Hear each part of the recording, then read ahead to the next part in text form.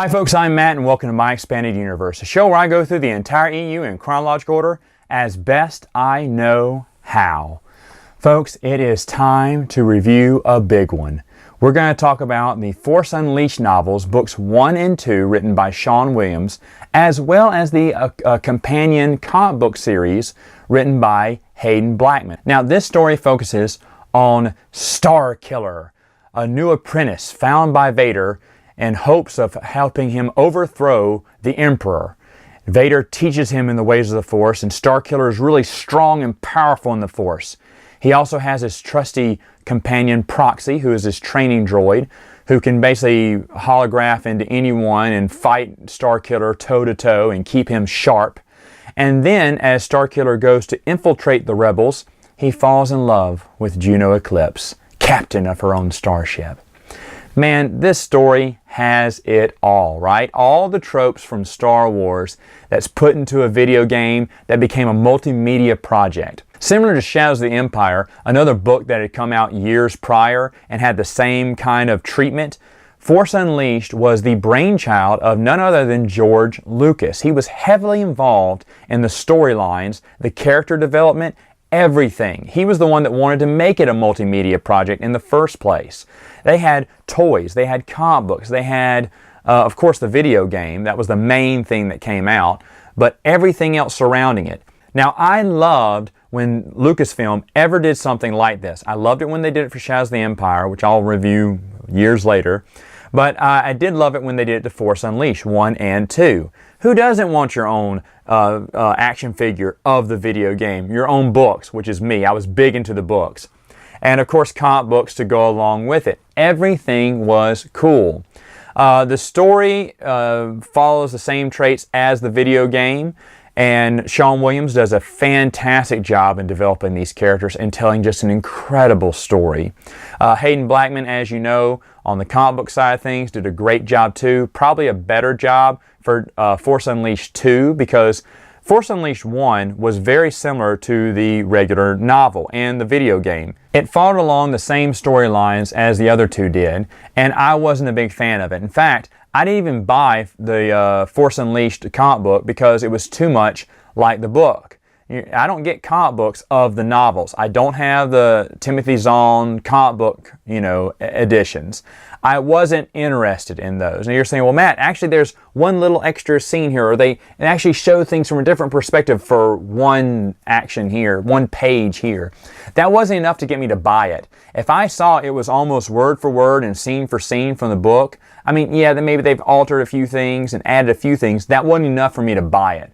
When it was something completely different, like what Hayden Blackman did for Force Unleashed 2, where it basically follows Boba Fett, and it's in between the chapters, a lot of this stuff happens, of Force Unleashed 2. And Sean Williams and Hayden Blackman worked together to ensure that it would work out that way. But it flows a lot better. In fact, after reading Force Unleashed 2, then you should go back and read Hayden Blackman's comic book. And it matches perfectly in there. I really love how that came together. So Force Unleashed 2, I do have. Now, I didn't know that that comic book did that until a few years ago. I thought for years that Force Unleashed 2 was just a simple repeat of whatever you saw in the video game and in the book. And then later on, I found it was not the case, and that Hayden Blackman decided to do something different, and I am so thankful for that, because I appreciate extra insight. It's almost like it was deleted scenes from the video game and from the novel. So what did I think of the video game? Well, folks, as you know, I don't really play the video games that much. I did play Force Unleashed. I don't think I played it all the way through, but I did enjoy the stuff I did play from it. Force Unleashed 2 I just didn't play because I'm just not that big into video games. But it was really cool gameplay, the graphics were really nice, and it was a really big deal when it came out at the time. So for people who just love the video game, and there are a lot of people who love that video game, I don't know how big an impact it was to getting people into the EU as the Old Republic was. Old Republic was hugely responsible for bringing a lot of people into the expanded universe. I'm sure Force Unleashed did that as well, but I don't know if it did it as well as any of the Knights of the Old Republic or Old Republic video games did. Alright folks, before I put up the spoiler warning, I do want to say that I do think both of the novels and Hayden Blackman's Force Unleashed 2 comic book series are well worth your time to read.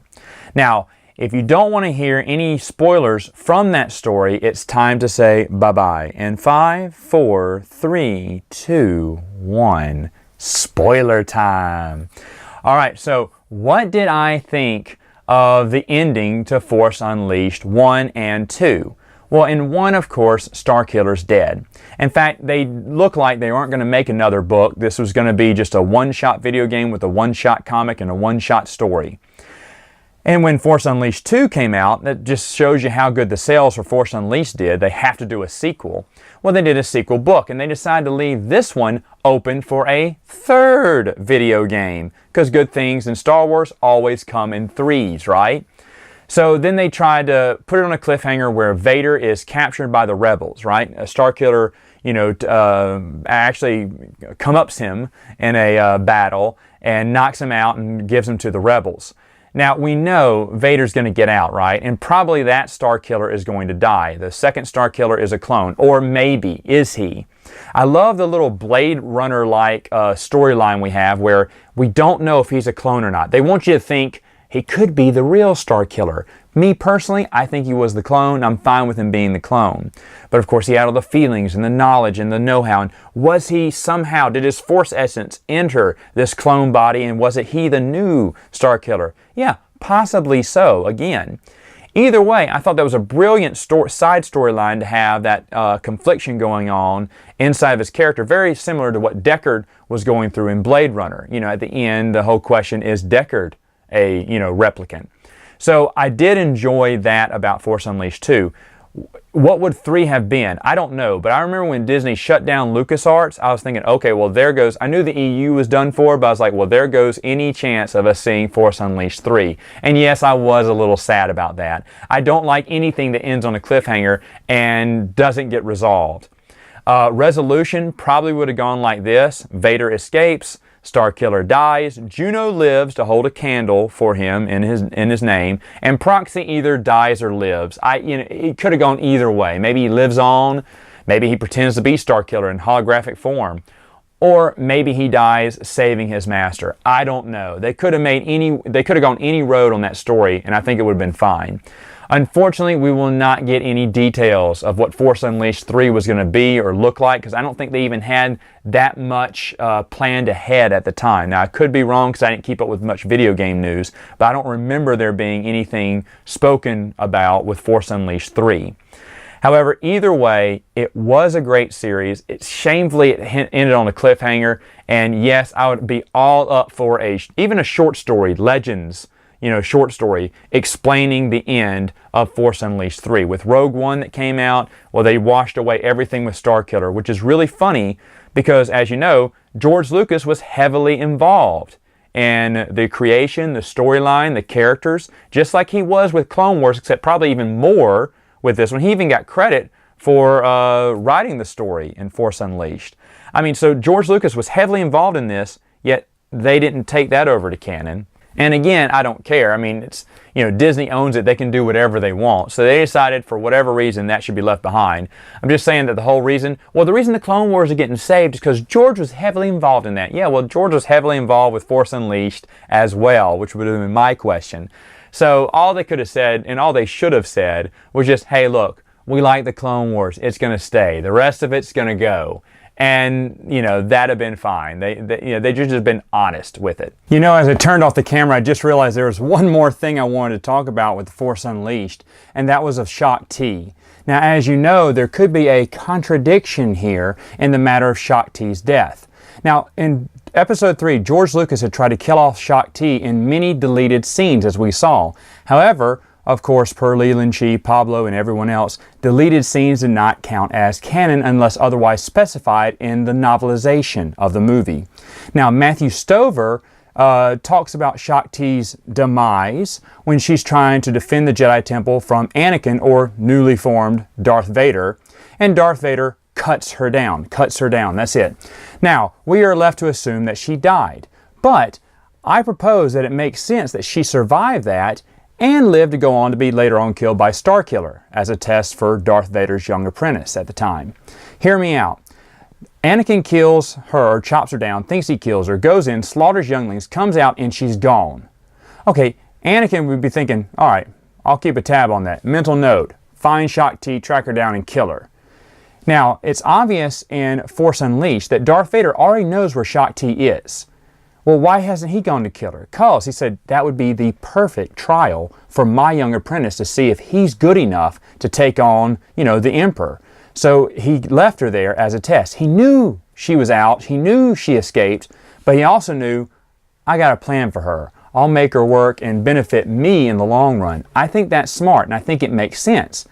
And before I have some kind of EU hater go, aha, but there is a contradiction.